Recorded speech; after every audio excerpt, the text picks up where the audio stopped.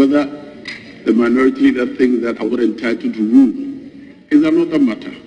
But what I'm saying here is that what is reported here is that I was ruling and it was interrupted. So it appears that the ruling did not conclude, but it did conclude. That's what I want the vote to reflect. Under Order 93.5, I will file a motion to question your conduct as Speaker or as member for the choir, wherever it's appropriate, because this directive you are given does not, and we ourselves will call the recording for scrutiny, and we will look at it closely, because as far as we know, Mr. Speaker, you attempted to rule, and there was an appeal, and there was a suspension, and subsequently an adjournment. That is all we know. So, Mr. Speaker, I intend to invoke Order 93.5 that I'll submit your conduct, because you cannot operate with these standing orders at your whims and caprices.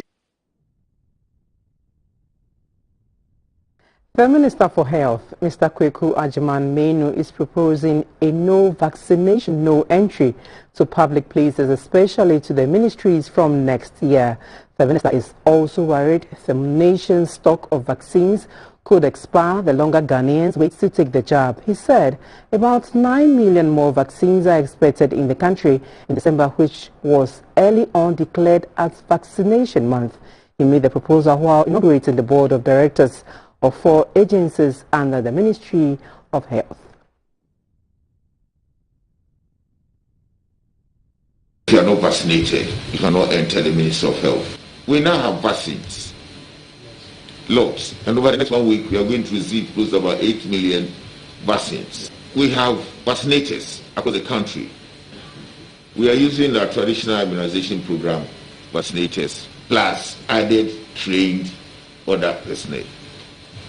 We have infrastructure cold chain equipment across the regions, across the country. We can now store whatever ultra-low temperature vaccine we get, all parts of the country. But our people are being, I wouldn't call it hesitancy, the typical Ghanaian attitude of you're waiting till the last minute. And if you're not careful, some of these vaccines can expire because they're so last minute in this exercise. Our last minute is the expiry date. And so we need to push people. And that's why we want to try to introduce this mandatory fence. But if the Ministry of Health begins it, it may trigger for some other people to do that. Yeah. But the exact date will be from sometime in January, so that we have 3 weeks, 4 weeks to Christmas to let everybody go for vaccination. That is what we'll do. The Cooperative Republic of Guyana commits to a strategic engagement and partnership with Ghana to improve the lives of their citizens. At a dinner in honor of Ghana's visiting Vice President, Dr. Mahamudu Bawumia, the Republic's President, Mohammed Ifan Ali, said the Guyana-Ghana partnership was not one of the usual engagement or talks, but one to which both countries had laid out clearly defined expected outcomes. The historic ties between Ghana and Guyana have remained so over the past 60 years. The two have robust democracies, similar natural resources, and similar historical background, with the scaling up of relations between Accra and Georgetown in the past 2 years. In 2020, during President Akufo-Addo's interaction with Guyanese President Ifan Ali at the UN General Assembly, a number of cooperation agreements were initialed to strengthen economic and bilateral relations between the two countries. Guyana's Vice President also paid a visit to Ghana early this year. Dr. Bawumia's visit to Guyana is to take relations a notch higher. Since his arrival in Georgetown, Dr. Bawumia has held several discussions on bilateral relations, trade and investment. At a state dinner in his honor, the President of Guyana, Mohammed Ifan Ali, said Guyana will continue to engage and agree on practical steps and develop mutually beneficial policies. Both The government of Ghana and the government of Guyana understand that the role of government is a vehicle through which we open up opportunities for the people of our country, the private sector, to grow, excel, participate, and advance. Dr. Bawumia said the two countries have a lot of things in common to strengthen bilateral relations and economic cooperation for their mutual benefit. We believe that without the private sector playing its proper role, we are not going to solve many of these problems. Government, as the President says, only creates an environment. We have to make sure that interest rates are low. That's what will help the private sector. The cost of power is low. Exchange rates are stable. Now, once you create that macroeconomic environment and make sure that the rule of law works, then the private sector can thrive. While in Guyana, Dr. Bawumia will explore ways for capacity building between the two countries, participate in a forum of the Ghanaian and Guyanese private sector, and meet with the Ghanaian community in that country.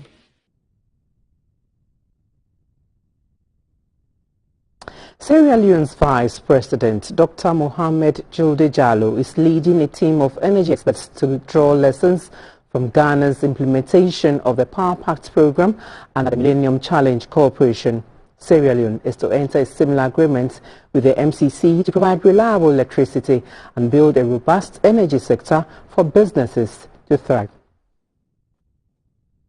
So far, the Pokwase Bulk Supply Point Meter Management System, GIS Complete and AC Test Facility Complete are some of the projects implemented under the Ghana Power Compa 2 program with the Millennium Challenge Corporation. Over the years, growth in businesses and consumers' increasing demand took a toll on the country's energy sector, unable to meet supply. Sierra Leone, yet to benefit from the Millennium Challenge Corporation project, said the visit is also to solidify South-South cooperation. How you navigated from a near non-availability of electricity to where today you are in a position where you have access. Even before coming here, we got to know that you are now grappling with the effect of having to pay for more electricity that you are consuming because you have excess electricity. We cannot say the same, unfortunately, where we are coming from. Today, our access rate still stands at 31%, where you are over 70%.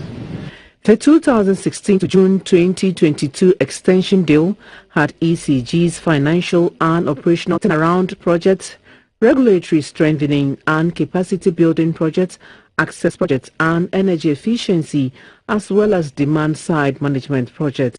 The Natural Resources Governance Institute drew our attention to the fact that if we wanted best practice in governance, in the governance of petroleum resources, we should look nowhere but the Sierra Leone petroleum law.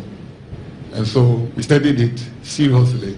And if you look at our law today, you will see elements, major elements of your law in our law. And so learning from each other is a matter of course. It can only improve upon the conditions of our country for the betterment of our people.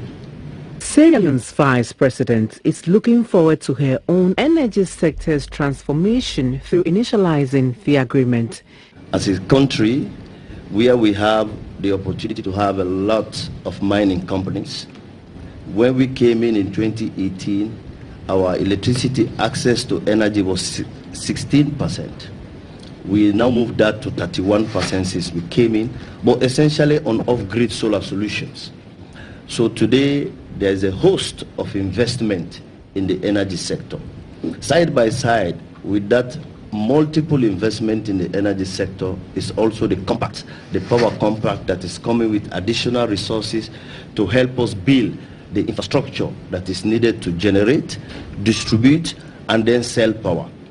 In the days ahead, The Sierra Leonean delegation will meet with other interested parties in the energy sector.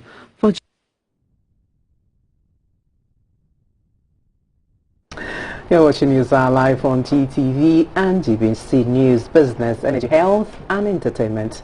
Shortly, do watch.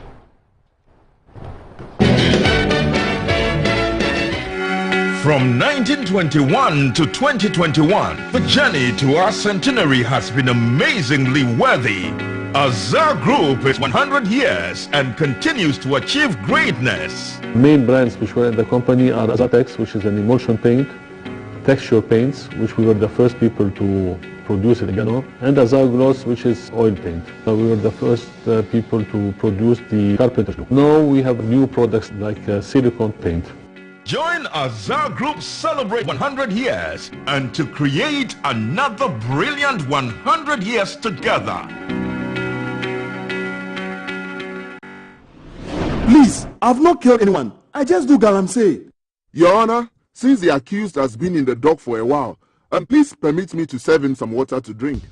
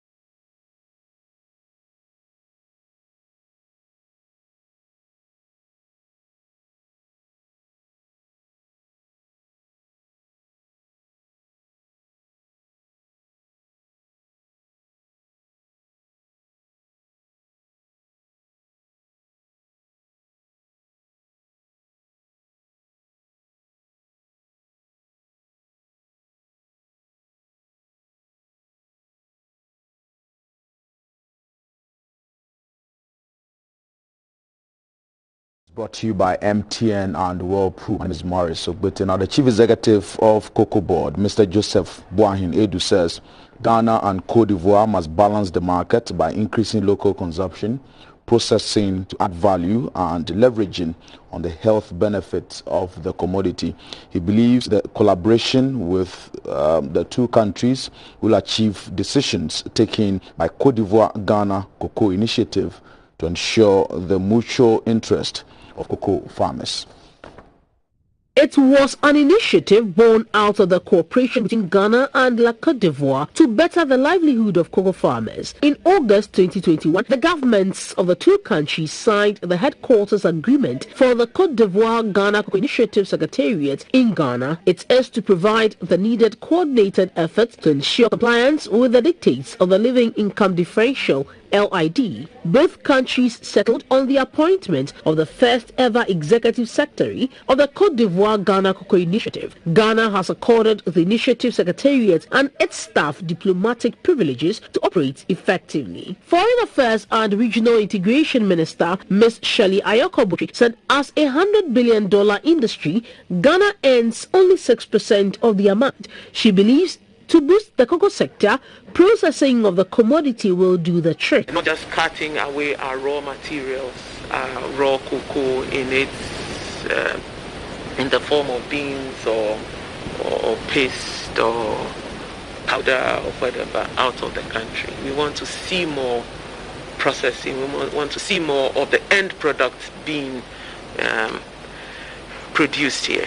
Presenting his letter of credence, the executive secretary of the Côte d'Ivoire-Ghana Cocoa Initiative, Mr. Alex Asanvo, said this comes at a time where there is imbalance between producer income and profits of chocolate to the multinational. I will do my best to help advancing the agenda of our two heads of state.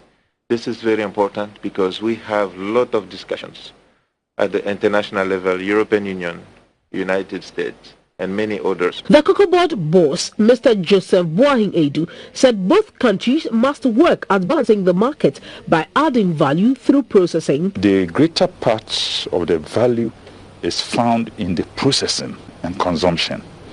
If you're able to process more of our cocoa here, and if you're able to also consume more, that's where we'll be taking our fair share of their value. Ghana and Côte d'Ivoire have pledged to promote and defend their collective position on the global market and ensure decent and remunerative income for cocoa farmers. Away from that story, about 40 managers from microfinance institutions, rural and community banks have been schooled on the scrapping of fees and charges, registration, and the Financial Intelligence Center and compliance with the anti-money laundering laws in Ghana. Broadening and deepening financial inclusion in Ghana is essential in ensuring inclusive growth and achieving the objectives of the financial sector strategic plan. This makes microfinance institutions and rural and community banks instrumental in roping in the unbanked at the community level.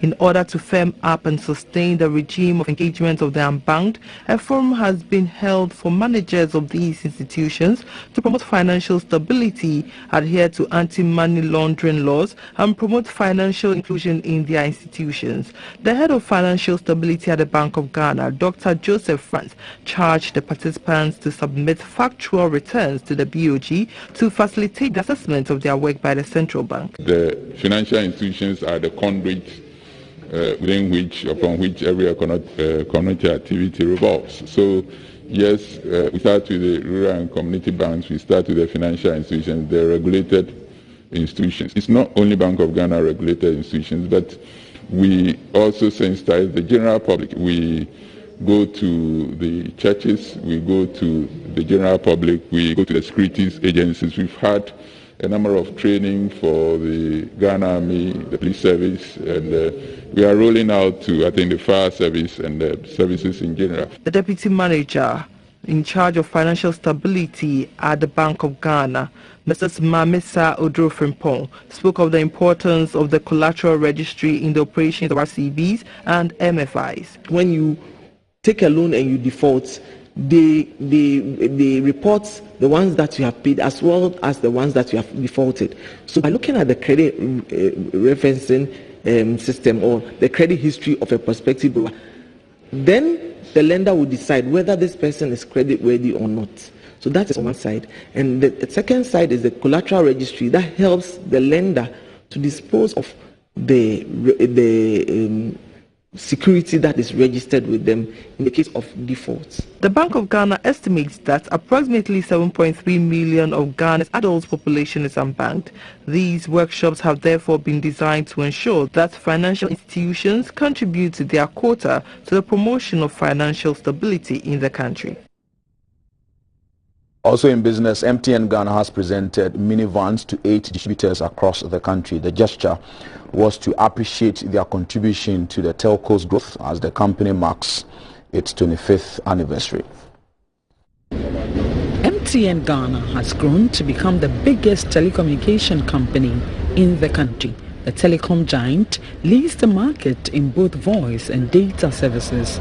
The dominance has been extended on the Ghana Stock Exchange, with the telco carrying the market share for some time now. Small businesses dotted around the country have also played significant roles across the value chain to help the telco attain this feat. As MTN Ghana marks its 25th anniversary, it is rewarding the enormous contribution of its dedicated distributors. 8 of the distributors received 8 Toyota Hays for their dedicated service. In as much as we have contributed to the growth of the company MTN in Greater Accra, this is something that we least expected.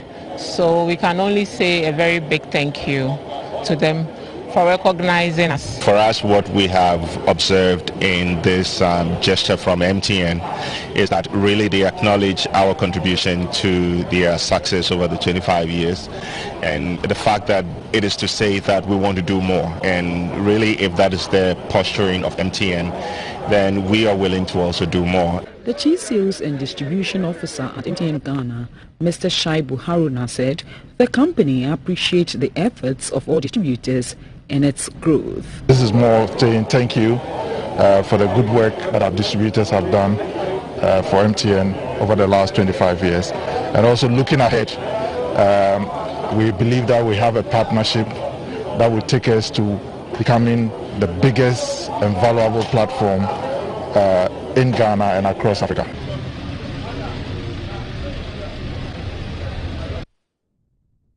We bring you updates from the interbank forex markets and the international commodities market.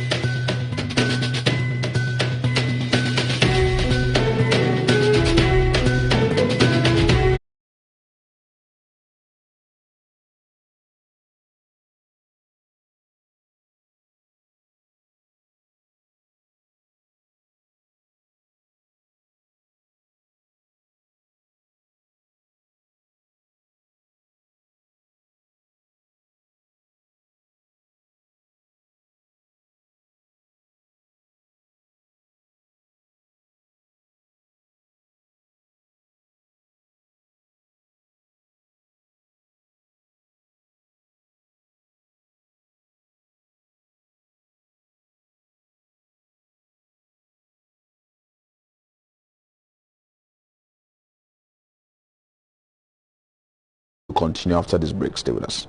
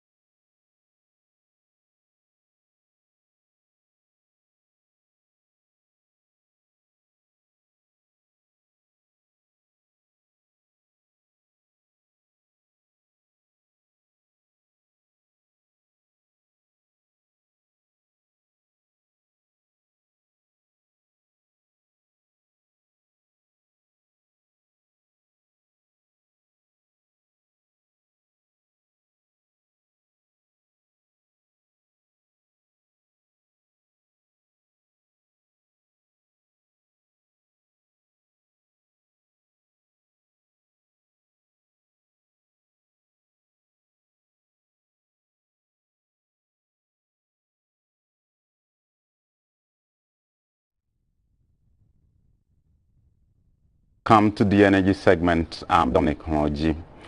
Energy analyst Dr. Yusuf Suleimana has welcomed the government's decision to direct Ghana Oil Company GOIL to reduce the price of petroleum products by 15 pesos at the pump. He said it's, however, doubtful about the impact of the reduction, saying the government should be considering long-term measures in addressing issues surrounding fuel pricing. Ghana Oil Company GOIL responded to the directive by government to reduce prices of petroleum products by 15 pesos per litre. Government's decision is in response to the demands of commercial transport operators who withdrew their services over hikes in fuel prices. A litre of fuel, which 24 hours ago was being sold at 6.85 pesos, has been reviewed downwards to about 6.70 pesos by GOIL effective today.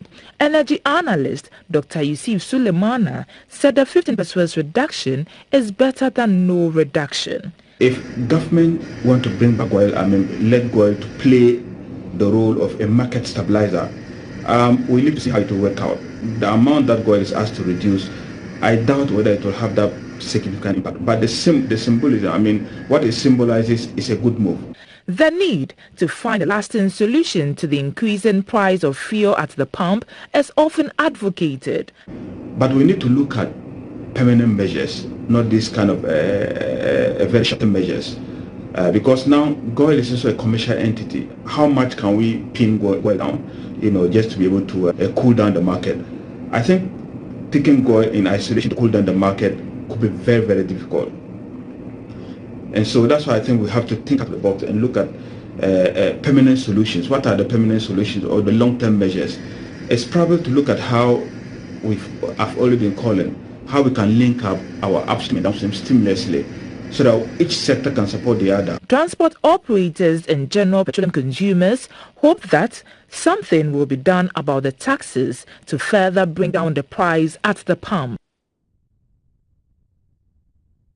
The Electricity Company of Ghana, ECG, has shut down its district office in the Ilo-Krobo district in the eastern region as part of measures to protect its staff and property. It has relocated the said office to Japan in the Volta region. At a news conference in Tema, Managing Director of the company, Mr. Kwame Ajiman says the company decided to relocate to Japan following what he claims to be a volatile environment created as a result of continuous agitation by some residents of Ilo and Manya-Krobo against ECG. The Krobo district office of the Electricity Company of Ghana, ECG, was attacked and vandalized by angry demonstrators in 2017. A group calling itself United Krobo Foundation petitioned ECG, expressing concerns about estimated bills, overbilling, accumulated bills, and lack of meter reading cards, among other issues. The Tema Regional General Manager of ECG, Mr. Emmanuel Akini, said ECG resorted to thorough data cleaning, staff transfers, customer and public education, as well as stakeholder engagements to resolve the challenges, but the people showed bad faith and continued to attack the company. Due to the recent demonstrations and threats on the very lives of those responsible for operating and maintaining the electricity distribution networks, ECG is unable to continue full operations in the affected areas.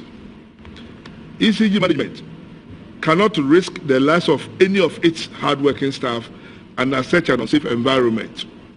Managing Director of ECG, Mr. Kwame Ajiman explained that officers of the company will only attend to faults in Ilo and Lower Manya-Krobo areas under police protection. To protect the lives of our staff, which we dare not compromise on, we henceforth will operate the district from Japan district office.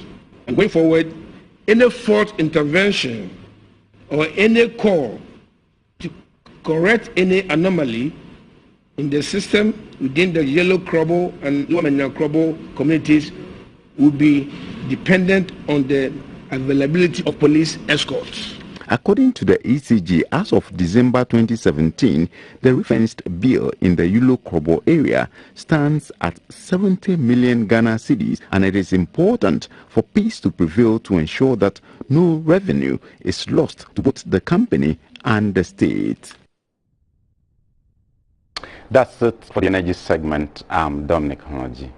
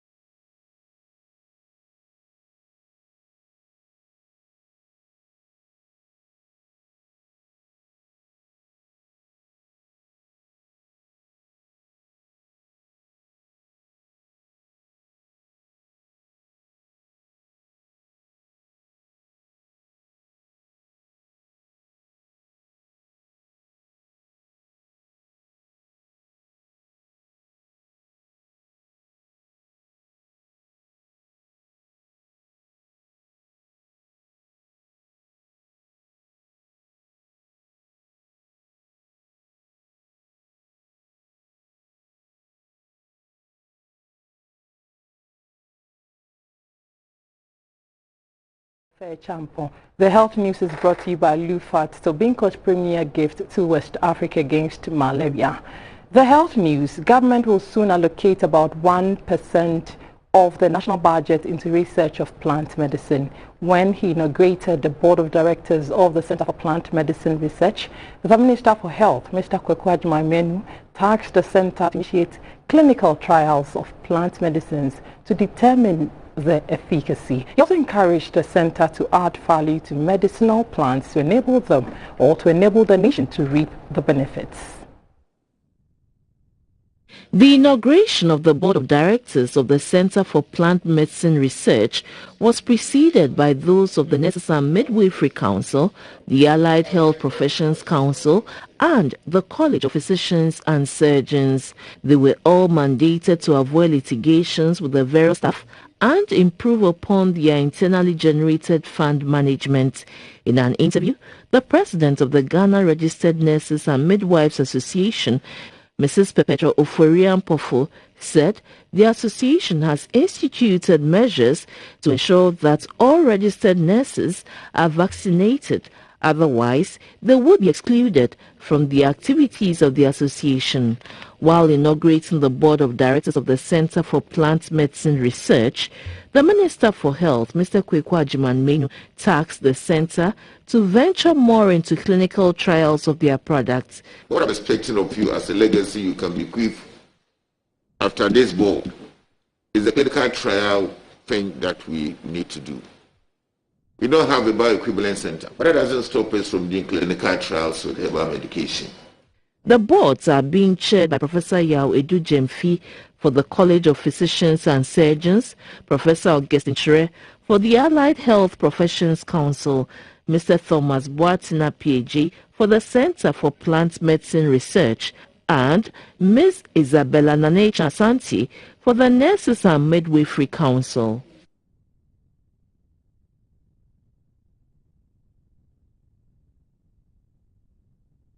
The health news was brought to you by Lufat. We have more news after this break. Do stay.